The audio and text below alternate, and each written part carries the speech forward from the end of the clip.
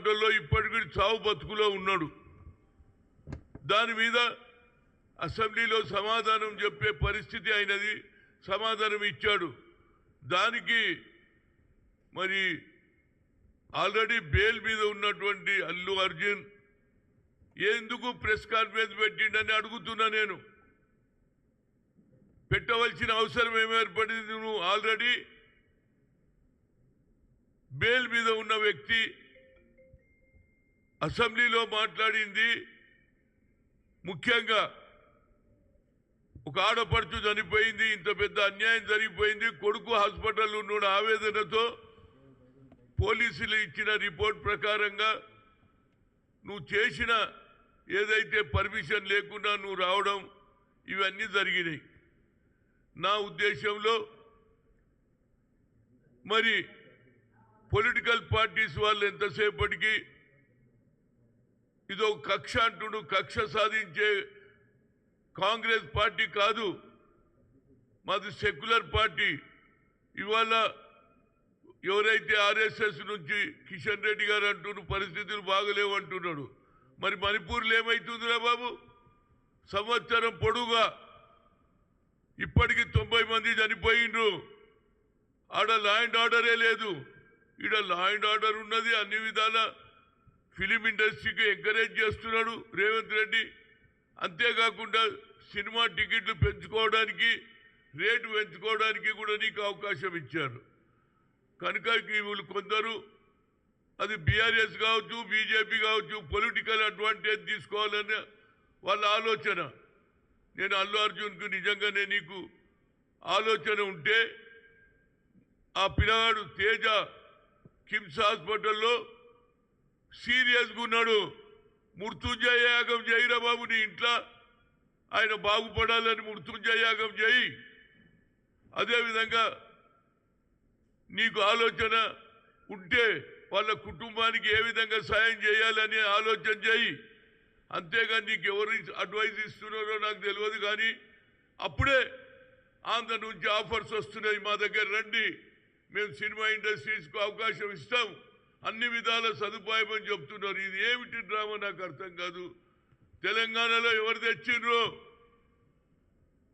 ఈ తీసుకురావడానికి? డాక్టర్ మర్రి చెన్నారెడ్డి మద్రాసు నుంచి ఆనాడు నాగేశ్వరరావును మొదలు పిలిచి ఆ తర్వాత ఎన్టీ రామారావు అందరూ వస్తే ఇక్కడ ఫిలిం ఇండస్ట్రీకి మంచి కోట్లు ఉన్నటువంటి ఏరియా, భూమి ధర ఉన్నటువంటి ఏరియాకు తక్కువ ధరలో మీకు ఇచ్చినా లేదా?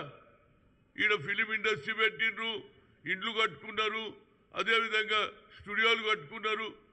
కానీ ముఖ్యంగా అల్లు అర్జున్కు మేమేం తప్పు చేయలే. ఆనాడు జరగలే.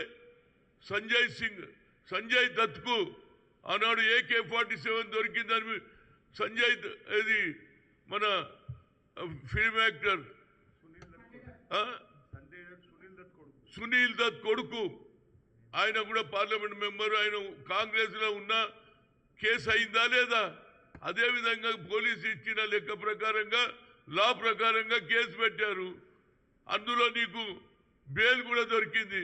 బెయిల్ దొరికినోడు ప్రెస్ కాన్ఫరెన్స్ ఎవరిచ్చింది నీకు ఈ ఐడియా? ఇప్పటికన్నా నీ ఆలోచనలో మార్పు రాని, మృత్యుంజయ యాగం చేయి. పోయి ఏది మన భువనగిరి దగ్గర ఏదైతే గుడి కట్టినరో తిరుపతిది, ఆడ పోయి ఉండిలో డబ్బులు వేయి. లాభాలు వచ్చినాయి కదరా బాబు, ఆ లాభంలోనే కొంత భాగం మృత్యుంజయ యాగం చేయి. దేవుడు అన్నాడు, అరే పాపం వాడు బతకగలుగుతాడు. అంతకాకుండా ఒక్కొక్కడు పోతున్నాడు, రోజు ఒక స్టేట్మెంట్లు ఇవ్వడం, కాంగ్రెస్ పార్టీని బద్నాం చేయడం.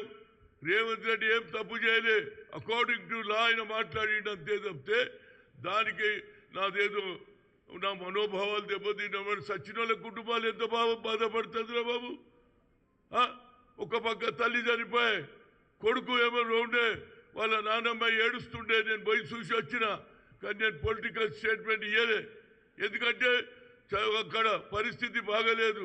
ఆ పిల్లవాడు ఏ విధంగా బాగుపడాలి, ఏ విధంగా మంచి ఆరోగ్యంగా రావాలని నేను దేవుని కోరుకొని వస్తే వీళ్ళు వచ్చి రోజు ఒక స్టేట్మెంట్, చనిపోయినప్పుడు పేలాలు వేసినట్టు, పేలాలు ఏరుకున్నట్టు. వీళ్ళు రాజకీయంగా అది బీఆర్ఎస్ కావచ్చు, బీజేపీ కావచ్చు, మీరు లా అండ్ ఆర్డర్ గురించి మాట్లాడేది. ఇంకో పక్క అంబేద్కర్కు అవమానం చేస్తారు.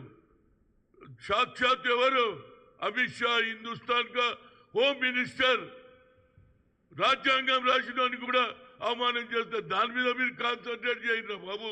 తప్పనిసరిగా ఆ పిల్లాడు తేజ బాగుండాలని భగవంతుని కోరుతున్నా.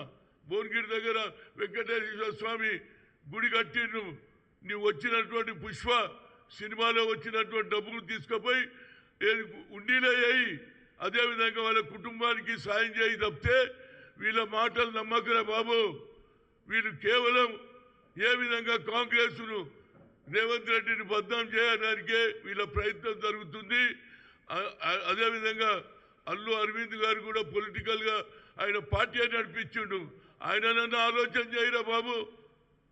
వీళ్ళ మాటలు నమ్మకు. మేమేం వ్యతిరేకం చేయలే. మీకు సినిమా టికెట్లు పెంచినాం, మీకు అన్ని ఇచ్చినాం. కానీ మీరు రావద్దన్నారు. ఏదైతే అక్కడికి రావద్దన్నా నువ్వు వచ్చినావు, నీకు పర్మిషన్ లేదని వాళ్ళు అంటున్నారు. ఇవాళ ఎవరు సివి ఆనంద్ కూడా అన్ని రిపోర్ట్ ఇచ్చిండు. కనుక నా ఉద్దేశంలో ఇక్కడికే స్టాప్ చేయండి. దేవుని కోరుదాం.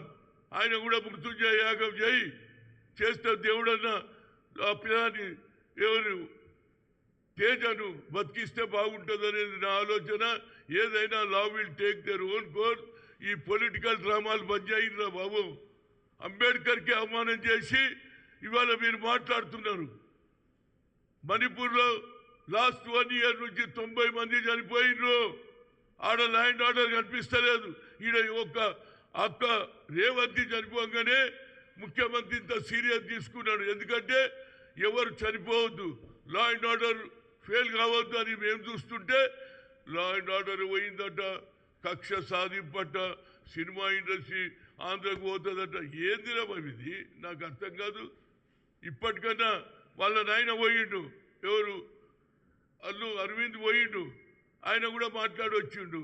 కనుక నువ్వు ఈ పొలిటికల్గా ఎవడో ఎక్కిస్తే ప్రెస్ కాన్ఫరెన్సులు పెట్టి అనవసరంగా మీ కుటుంబానికి సినిమా ఇండస్ట్రీకి అన్యాయం చేయకు. మేము తప్పనిసరిగా సినిమా ఇండస్ట్రీకి అన్ని విధాల సౌకర్యాలు ఇచ్చినాం, ఇండ్లు ఇచ్చినాం, అన్ని విధాల సౌకర్యాలు చేసినాం. గతంలో కూడా సంజయ్ దత్తుకు జరిగినటువంటి ఇష్యూలో సునీల్ దత్ కూడా ఒప్పుకున్నాడు. లా ప్రకారంగా చేస్తాం. ఇలాంటి భాషకి ఆపేయండి. మనం అందరం కోరేది తేజ దేవుడా వెంకటేశ్వర స్వామి, నరసింహస్వామి బాగు చేయమని కోరుతున్నాను. అంతే. ఇక మేము చెప్పేది ఏం లేదు మీకు. ఎందుకంటే మీరు పొలిటికల్గా ఏ విధంగానైనా కాంగ్రెస్ను అవాస్పాలు చేయాలి. రేవంత్ రెడ్డి ఆయన అసెంబ్లీలో ఆయన being a home minister he has given answer. ఆయన డ్యూటీ అది. చనిపోతే ఎవరి గురించి మాట్లాడాలి? చనిపోయిన వాళ్ళకు అన్యాయం జరిగింది అనాలా లేదా? అకార్డింగ్ టు ది పోలీస్ ఇచ్చిన రిపోర్ట్ ప్రకారంగానే ఆయన మాట్లాడిండు. దానికి రోజు ఒకటి పోవడం, రోజు ఒక స్టేట్మెంట్ ఇవ్వడం అయిపోయింది. ఇక అయిపోయింది. ఏమైపోయిందిరా బాబు? అరే పిల్లగాని జీవితం బాబు ఉండాలని కోరుకోండి. ఆ తర్వాత ఎట్లా చేయాలనేది కోర్టులో ఏది డిసిజన్ చేస్తుంది. కానీ అల్లు అర్జున్ తప్పనిసరిగా వచ్చిన లాభంలో వాళ్ళ కుటుంబానికి కూడా సాయం చేయాలి. మృత్యుంజయ యాగం చేస్తే తప్పనిసరిగా ఆ పిల్లవాడు మేలుకోవాలని. తల్లి పోయింది, కొడుకు ఒక బిడ్డ ఉన్నదట, ఆ చెల్లెల్ని ఎవరు చూడాలి? కనుక నా ఉద్దేశంలో ఇలాంటి పొలిటికల్ గేమ్లు బంద్ చేయండి. సచ్చినోడు చచ్చిండు, మీరు రాజకీయం చేయడం ఇది మంచి పద్ధతి కాదని ఒక సీనియర్ నాయకుడిగా నేను కోరుతున్నా. భగవంతుడు తేజను బాగు చేయాలని కోరుతున్నా.